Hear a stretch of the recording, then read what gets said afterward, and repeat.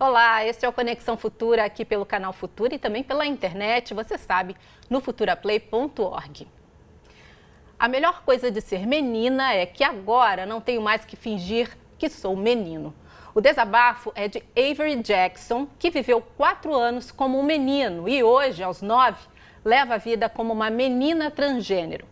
A criança estampa a edição de janeiro da revista americana National Geographic e chama a atenção para como a sociedade tem tratado as questões de gênero entre meninas e meninos, inclusive no ambiente escolar. Aqui no nosso país, quando falamos de violência, descobrimos, por exemplo, na pesquisa nacional sobre o ambiente educacional no Brasil 2016, que 27% dos entrevistados sofreram agressão na escola. Outros estudos mostram ainda que 73% de brasileiros que frequentam ambientes educacionais já foram xingados por conta de sua orientação sexual. E que quase 20% dos estudantes da rede pública, com idades entre 15 e 29 anos, não gostariam de ter um colega de classe travesti, homossexual, transexual ou transgênero. Para tratar da importância da escola promover o acesso à informação e à discussão sobre as questões de gênero e também do combate ao preconceito, nós recebemos Celso Antunes, consultor de educação do canal Futura, e Tony Reis, professor e doutor em educação. Sejam bem-vindos ao Conexão.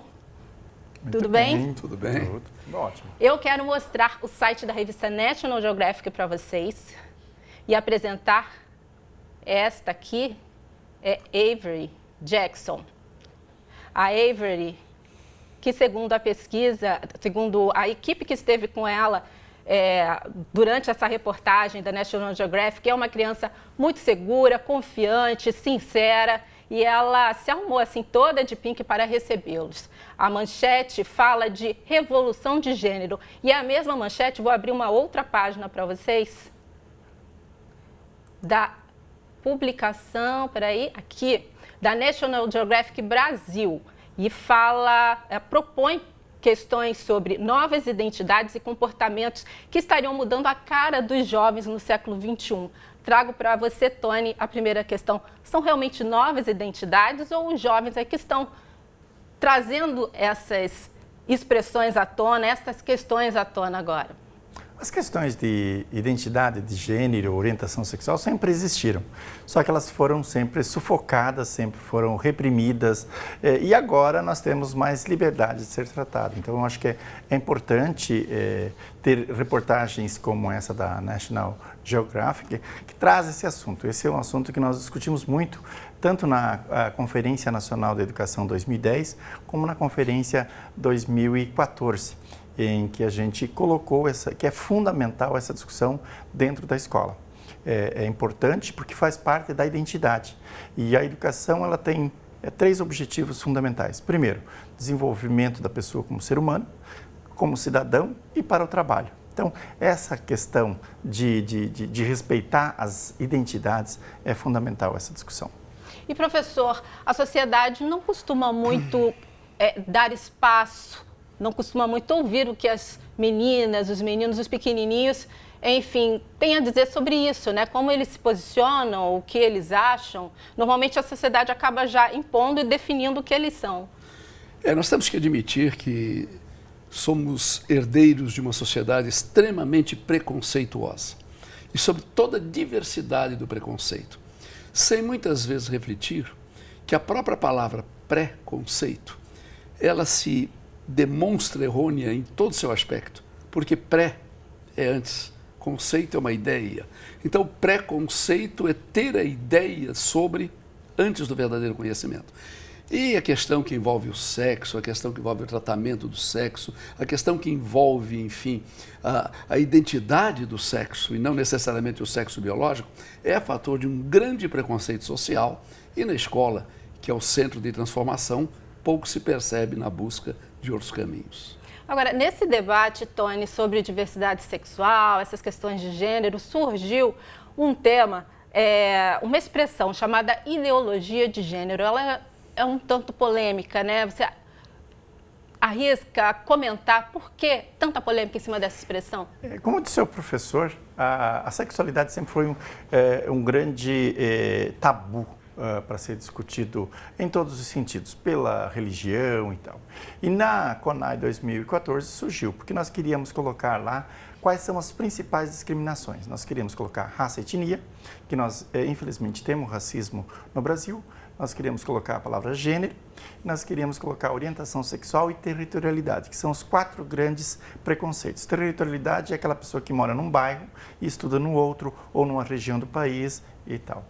E essas 4 palavrinhas nós ficamos 6 meses discutindo dentro do Congresso Nacional. E surgiu um movimento bastante conservador, falando que nós queríamos destruir as famílias, colocando a ideologia de gênero.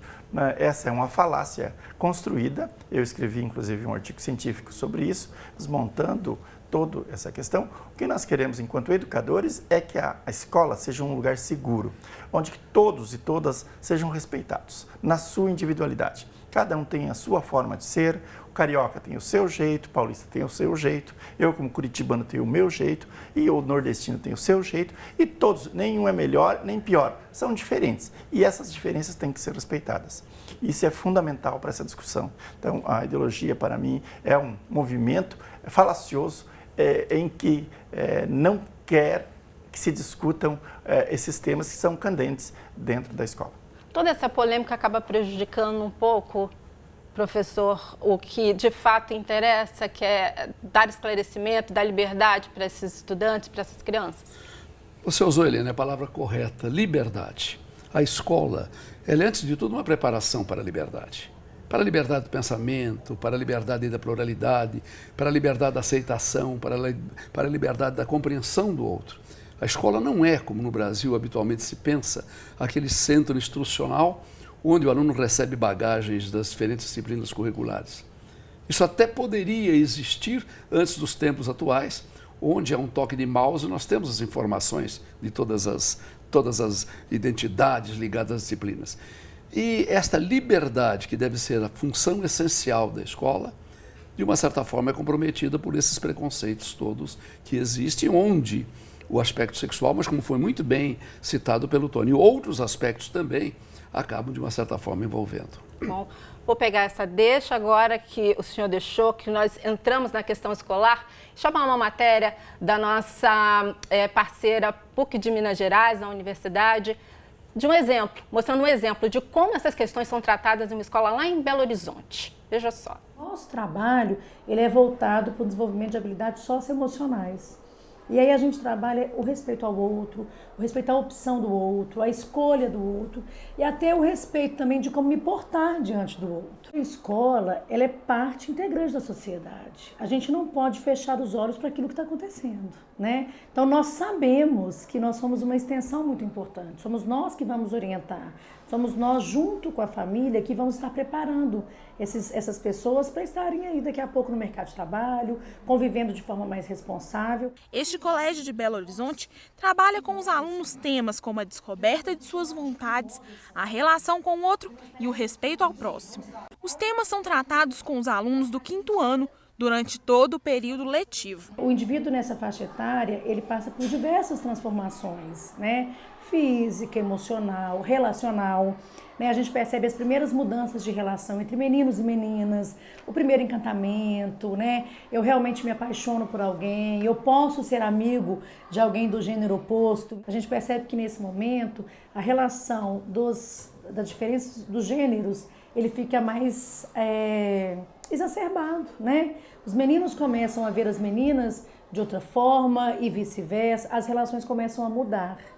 Por isso a gente começa realmente a trabalhar no 5º ano de uma forma mais intencional. Sueli é professora de Ciências e Matemática. Ela é uma das responsáveis por tratar com os alunos os temas de sexualidade e diversidade. Eles têm curiosidade, eles querem saber e querem aprender para viver melhor. Então eles vêm com o coração aberto, com muitas dúvidas, muitas perguntas. E os pequenos têm opinião forte. As pessoas que têm preconceito, que agridem o outro por causa disso, eu não aceito. Eu acho isso não só que não pode fazer isso, mas também desnecessário. é a opinião da pessoa. A pessoa tem a vida dela, ela pode fazer o que ela quiser. Você tem que respeitar a opinião dela. Tem que respeitar o que ela quer fazer da vida. A gente não é todo mundo igual, porque a gente não é um clone. E a gente tem que respeitar os outros, porque você também gostaria de ser respeitado. E quando a gente respeita o outro, ele vai gostar e também você fica feliz de estar vendo o outro ficar feliz. Professor, ensinar a ter respeito, né? Exatamente. Aliás, foi muito bem colocado, né? Eu faço até uma analogia. O cardiologista ou, enfim, o especialista naquela outra área da medicina é, antes de tudo, um médico. O professor é, antes de tudo, um educador. Eventualmente, ele pode ter a sua especialização, ministrar a geografia, história, matemática, língua portuguesa, mas, antes de tudo, ele é um educador. Então, temas como esses devem ser abordados pelo educador, por todos os educadores, porque, na verdade, são temas da educação, muito além daquela compreensão que tem a sua importância, mas que é específica, da geografia e da história. E nessa reportagem, a professora de matemática estava, de uma certa forma, abrindo a um tratamento sobre a sexualidade. É admirável e deveria ser um modelo para que em todos os lugares do Brasil se praticasse. Bom, existe uma maneira ideal de introduzir essas questões em sala de aula ou não? Espontaneamente as crianças acabam trazendo, Tony? A diversidade está dentro da sala de aula. A gente viu ali, eu vi a menina de óculos, o outro menino de cabelinho crespo, eu vi um negro mais atrás. Quer dizer, a diversidade está ali. Nós temos que discutir isso, o respeito. Cada um com seus cada um com as suas características, cada um com as suas orientações sexuais, com as suas identidades. Porque nós criamos as nossas identidades e isso tem que ser respeitado. A ideia, aí o estudante foi muito feliz quando ele colocou que nós temos que respeitar. Você não precisa, inclusive, aceitar, porque às vezes tem certas coisas que eu não aceito pela minha religião, pelos meus autores, o que eu estudei, vai contra meus aprendizados, mas eu vou ter que respeitar o outro. O outro é o outro. E achei muito bacana a menina, quando ela falou da felicidade. Isso, o Aristóteles falava isso pra gente, que a finalidade da vida é ser feliz. E o que nós queremos é ser feliz, respeitando, convivendo de forma harmônica, em que as pessoas não fiquem se apelidando, fazendo bullying ou chamando a pessoa de qualquer característica, porque isso torna a pessoa, fica insegura, a produtividade dela vai ser muito menor. Até porque adultos acabam evidenciando mais as diferenças do que os pequenos. Com certeza. E a gente percebeu, do menino, o último que deu a entrevista, a sabedoria, sabe? É isso que nós precisamos fazer, essa discussão, como disse o professor. O professor é um educador, ele não é apenas um instrutor, ele não vai ali só passar conteúdo, 2 mais 2 é 4 ou 5 vezes 5 é 25. Não, vai ter que fazer a discussão, porque é a vida da pessoa. Então, esses assuntos estão dentro da sala de aula e precisam ser discutidos sempre com muito respeito, com muita dignidade. Nós temos o Conselho Nacional de Educação, tem muitos pareceres, muitas resoluções nesse sentido, que é educar para os direitos humanos. É isso que nós queremos.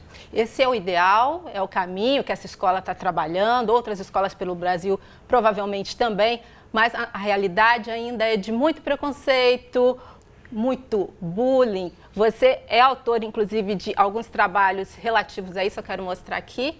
Esse é um livro... Inclusive, essa é a minha tese de doutorado, em que, infelizmente, os professores, as professoras, a equipe pedagógica, eu fiquei 4 anos dentro de 4 escolas e percebendo que os professores muitas vezes não estão capacitados para tal, sabe?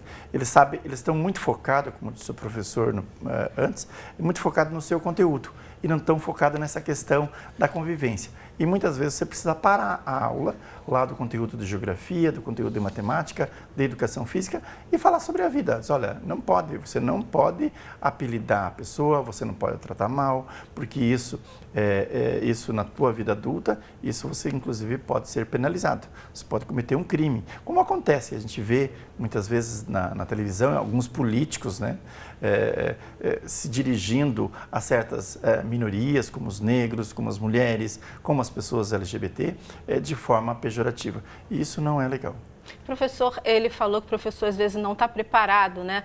Isso deveria ocorrer, essa novas gerações de professores estão se formando, já deveriam trazer um pouco de conteúdo, direcionamento para tratar dessas questões de sala de aula, ou não, isso é uma questão que realmente cada um vai se preparar, enfim, para...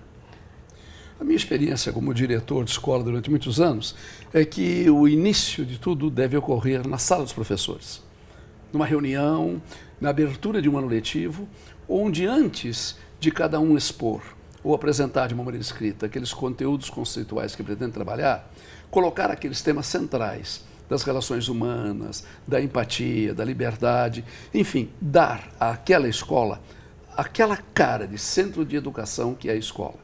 E a partir daí, como foi muito bem dito pelo Tony, na oportunidade em que sobrou algum tempo, na oportunidade em que se quer alternar um pouco a rotina do cotidiano, ir colocando esses pontos. Porque se colocado por vários professores durante os diferentes momentos, essa ideologia vai criando uma mentalidade e aos poucos nós vamos dando à escola aquilo pelo qual Paulo Freire sempre buscou ter, um centro de prática da liberdade, o que na verdade ainda não é. No comecinho do programa, Tony, eu citei alguns dados e esses dados guiaram, inclusive, você ou ajudaram você na produção do livro que a gente mostrou agora aqui sobre homofobia, né, no ambiente escolar. E o que todos esses dados que você apurou para a produção, né, dessa publicação trouxe de norte para você? Como é que está o tratamento dessa questão nas escolas? Nós fizemos Tem aqui outra publicação. Nós fizemos a pesquisa chamada Ambiente Educacional no Brasil 2016. É uma pesquisa que está sendo feita nos Estados Unidos há 25 anos. E agora, a primeira vez, nós fizemos aqui no Brasil e mais 6 países da América Latina. E os dados, com exceção do Uruguai, que inclusive nós queremos fazer um estudo mais aprofundado, todos os dados são muito parecidos. 73% sofrem bullying, 60% dos adolescentes se sentem inseguros e 37% têm violência física na escola. Os dados são muito parecidos: Brasil, Colômbia, Argentina, Peru e México. E o Uruguai é o país que é 50% a menos, onde tem mais respeito, vamos dizer. E o que nós precisamos como o professor colocou, na formação. Nós precisamos que nas faculdades e nas universidades tenha a disciplina de direitos humanos. Nós precisamos colocar, e isso o governo atual, através da professora Flávia Piovesan, que é a secretária nacional dos direitos humanos, e a professora Ivana Siqueira, que é da CECADI, do MEC, lançaram no dia 24 de novembro o Pacto para os Direitos Humanos, Diversidade e Paz. Porque é isso que nós precisamos. Nós precisamos qualificar os professores e professoras, ensiná-los também, porque muitas vezes o professor não sabe lidar. Ele sabe muito bem do conteúdo dele, mas ele não sabe do conteúdo relacional, como disse o professor Celso. Nós precisamos trabalhar isso de forma muito, muito tranquila, sem impor nada. Não queremos ideologizar, chegar lá e dizer, olha, você vai ter que ser assim ou assado. Você vai ter que respeitar o outro, a outra, da forma que ela melhor lhe convier. Você falou do pacto. Temos uma página aqui, educação está na tela para vocês já? Muito bem. Eu sou entusiasta. Eu sou entusiasta desse programa do governo federal que está pedindo para todas as universidades e faculdades, tanto privadas como públicas, para assinar. E que cada faculdade e universidade vão ter que ter um comitê para desenvolver programas e colocar disciplinas, palestras, como o professor disse, cursos, para que os estudantes, quando saiam para a sua vida profissional, já saiam com essa noção do artigo 1º da Declaração Universal dos Direitos Humanos, que todos nós nascemos livres em dignidade e em direito. Então, eu sou um grande entusiasta desse pacto pelos direitos humanos, diversidade e paz. Bom, uma outra sugestão para vocês aqui, também sugestão do Tony, é uma página da Unesco aqui com uma informação, com várias informações e também conteúdos que podem ajudar aí os professores em sala de aula. Sim, eu acho que é muito importante. A Unesco, ela é a responsável das agências das Nações Unidas, é responsável pela questão da cultura e educação, e ela tem muitos materiais, e eles estão catalogando práticas exitosas de trabalho dentro das escolas. Então, acho que é importante a gente ver essa questão da formação por parte das faculdades e universidades, e também a Unesco, com os materiais, e os governos municipais e estaduais, também se preocupar com essa situação. Professor, alguma sugestão para os professores que o senhor queira deixar, para os educadores tratarem esses assuntos? É muito comum nas reuniões de professores fazer uma abordagem sobre o desempenho do conteúdo, o ano curricular e os problemas disciplinares que a escola tem. A minha proposta é que nessas discussões, sem se abdicar desses temas que são pungentes, mas sempre se colocar o momento da formação. O que estamos fazendo para formar os nossos alunos? Será que aqueles pilares da educação, ensinar a aprender, ensinar a ser, ensinar a fazer, estão realmente se concretizando? Isto colocado em reuniões, eu tenho certeza que será muito fértil e as ideias fluirão.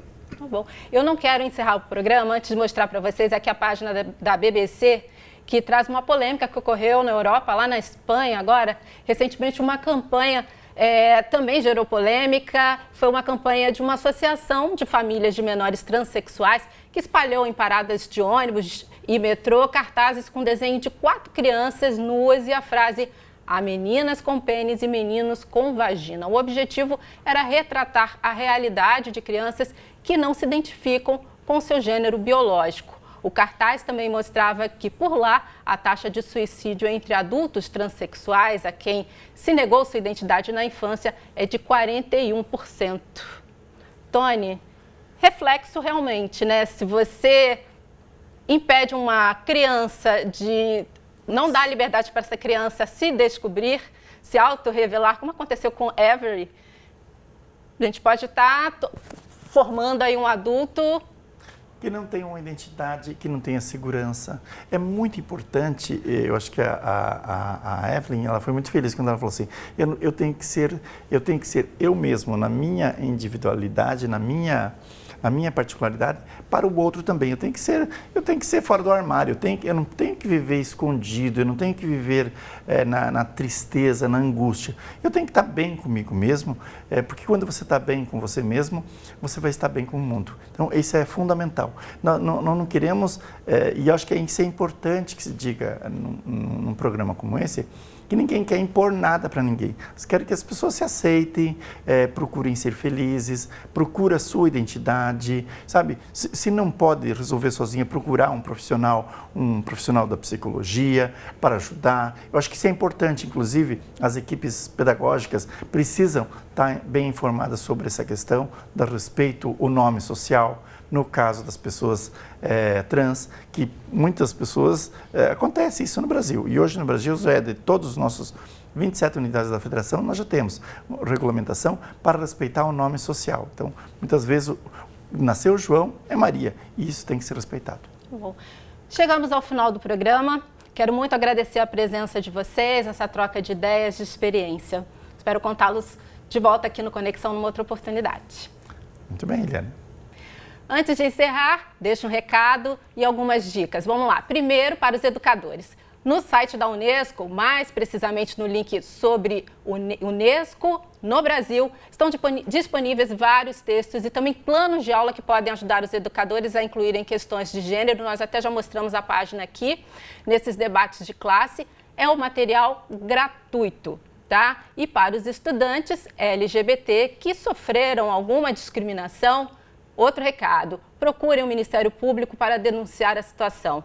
No Paraná, em Pernambuco, Piauí e Espírito Santo também, os Ministérios Públicos têm núcleos específicos para atendimento a essas situações. Um abraço grande, você fica com Conexão Futura no futuraplay.org sempre e quando quiser. Um abraço, até a próxima.